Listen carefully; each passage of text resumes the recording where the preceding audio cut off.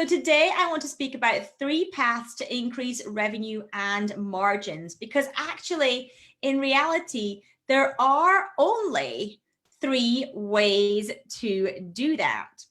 As a business owner, the odds are that you probably want to increase your revenue, your top line revenue, or your bottom line profit, or typically both.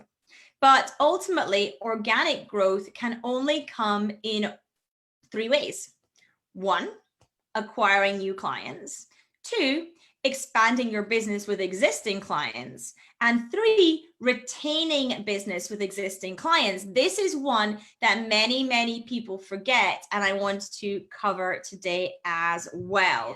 So each of these has their own strategy and approach when it comes to actually implementing them. But the interesting thing is that many business owners only focus on the first one, acquiring new clients, when in actual fact, we really need a crystal clear strategy in our business to hit all 3 of these if we are going to uncover the wealth that is in our business, to uncover what the potential of our business actually is. So in the first one, acquiring new clients, we all know, of course, that that is a key to revenue growth. It is pretty much the one that is drummed into us all over social media.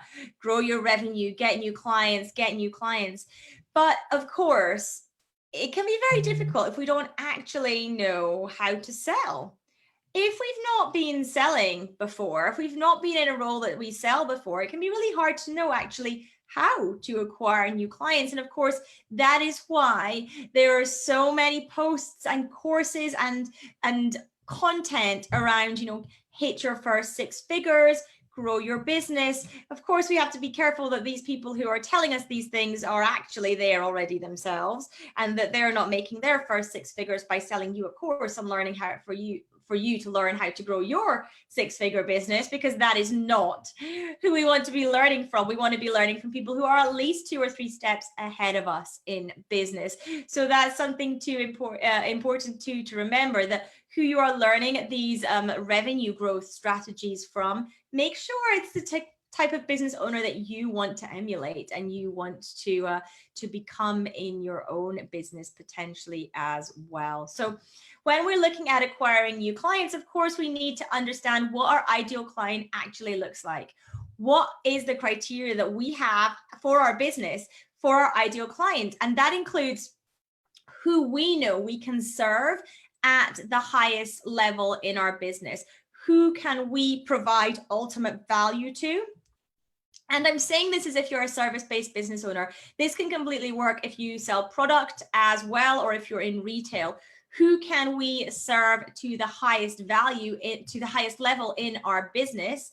And are they willing to purchase what we have to sell? It's all very well saying, I know that I can be of most value to people who are homeless, except the likelihood is they don't have any money to spend with you. So remember that you're running a business, not a charity. Yes, absolutely, you could have a charitable arm that serves the homeless, but remember, when we're speaking about this and the trainings that I do, we're speaking about running a profitable business. And therefore, you need to marry up who you can best help with who can afford to pay you for that help and who sees the value in what you're delivering. So this is, of course, kind of sales 101, but it's something that as people can sometimes forget. And as you grow and scale and introduce new products and programs as well into your business, you need to remember that this applies for all of your services and products and programs that you have, and making sure that you look at those independently and examine them is really important. Now, not only that, as you get new clients coming in and they're joining your programs and services, you need to make sure you can service those new clients at a good profit margin. You need to make sure that each of your programs or services or product offerings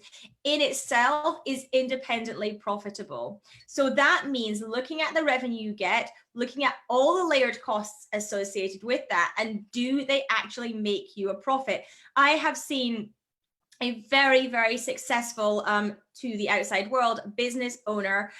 She has a 7-figure business, and she actually had some of her programs which were completely unprofitable, and she didn't realize it until it was highlighted to her, because she thought, well, I'm making money, it's generating revenue. All revenue generation is not necessarily a good thing if your programs, products, or services are not in themselves profitable. So understanding that when you bring on a new client and the cost associated with that acquisition as well needs to be layered in, because when you are acquiring new clients and you're using this is method number 1 of growing your revenue. This is method number 1 of the path to grow and increase your revenue and margins.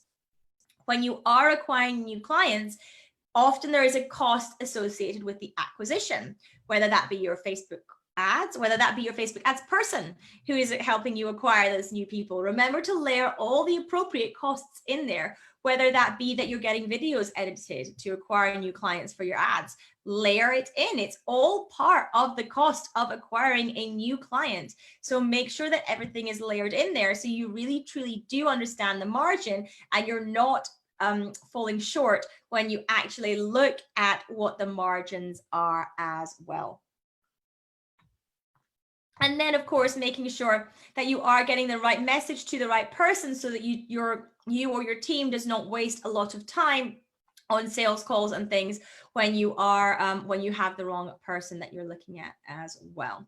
So number 2, the second thing that we want to be looking at when we are looking at our path to increase revenue and margins is expanding business with existing clients.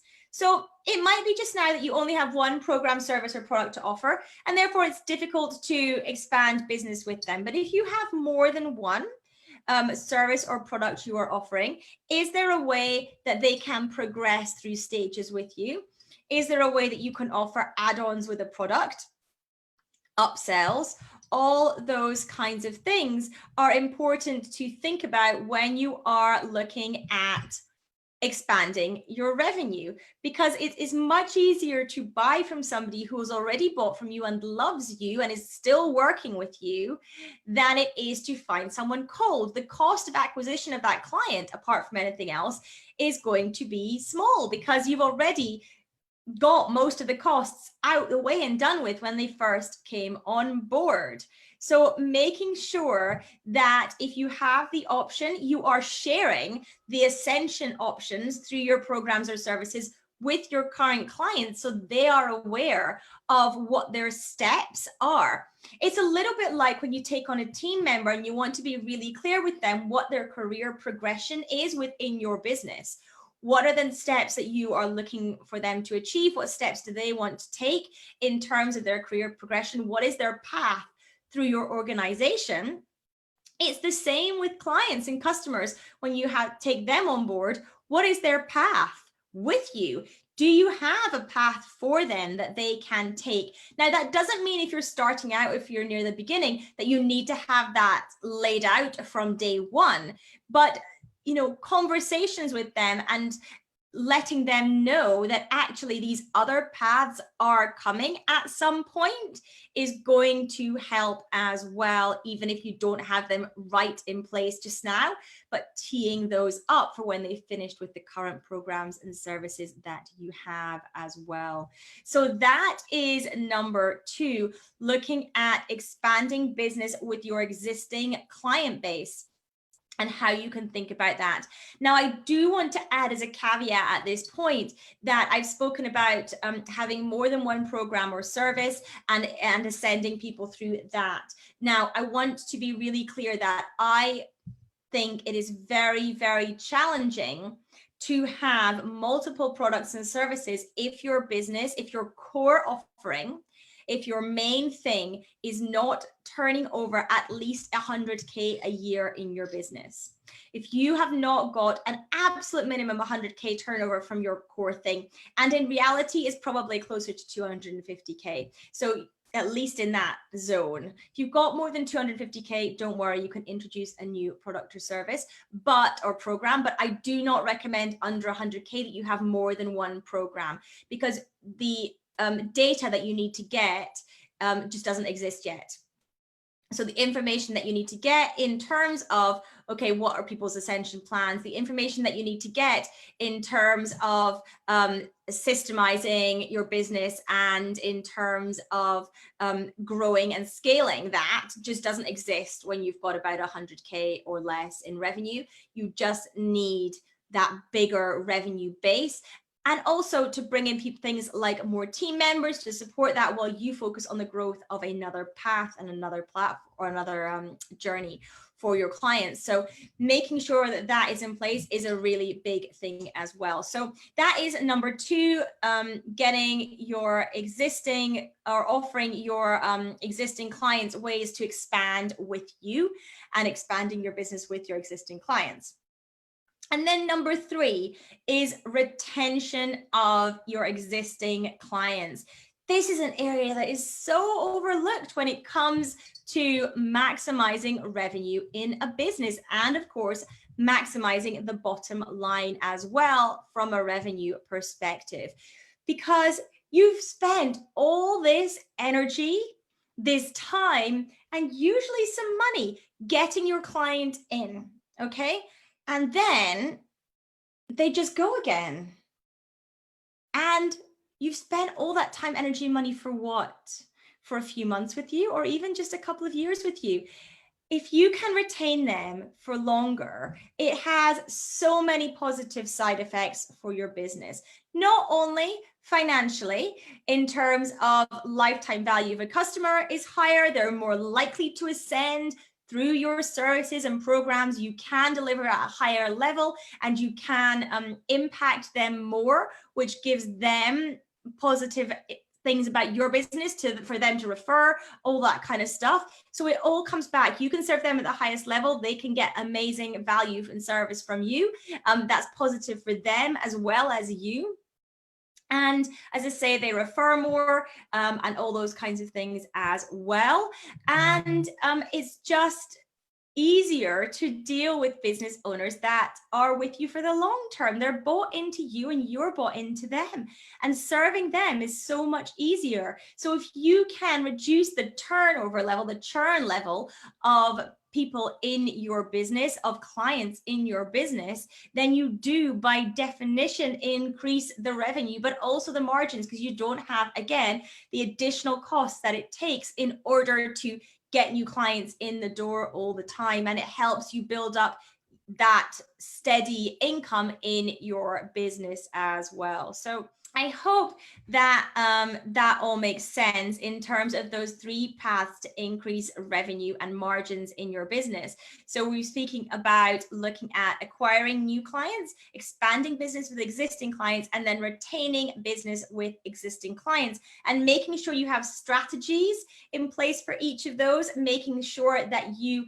have tasks, actions in place for each of those for yourself or for team members, so that you're working on each of those each and every day within your business in order to get a full scope and coverage for the growth of your business, for the revenue growth, and of course, the bottom line growth. Like I said, we need to make sure that every single one of our services and programs are profitable, so that whichever place we're looking, whether it's at the acquiring of new clients, whether it's expanding business with existing clients, or whether it's retaining business with existing clients, that they are all bottom line positive, that they're all pulling to the bottom line the money that they need to in order to both sustain the business and yourself as the business owner. Because if you are not taking home the money you want and need from your business, it gets to a point where you end up resenting the business, and ultimately the business will end up closing, because you cannot live on fairy dust and likes. It takes cash. And therefore, making sure that everything is profitable is the way to do that. And I want to also say, by the way, that you are allowed to increase revenue at this point in time. You are allowed to sell, and you are allowed to make your business financially successful, financially viable, financially healthy.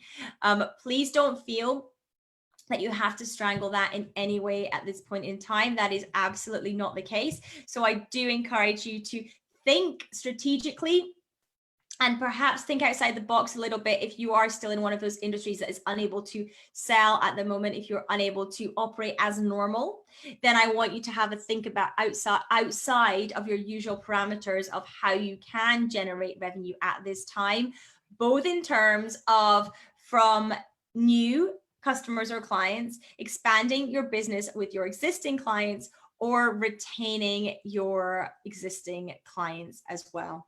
All three you can think about when it comes to the generation. But until next time, thanks again for tuning in, everyone. We'll speak soon. Take care.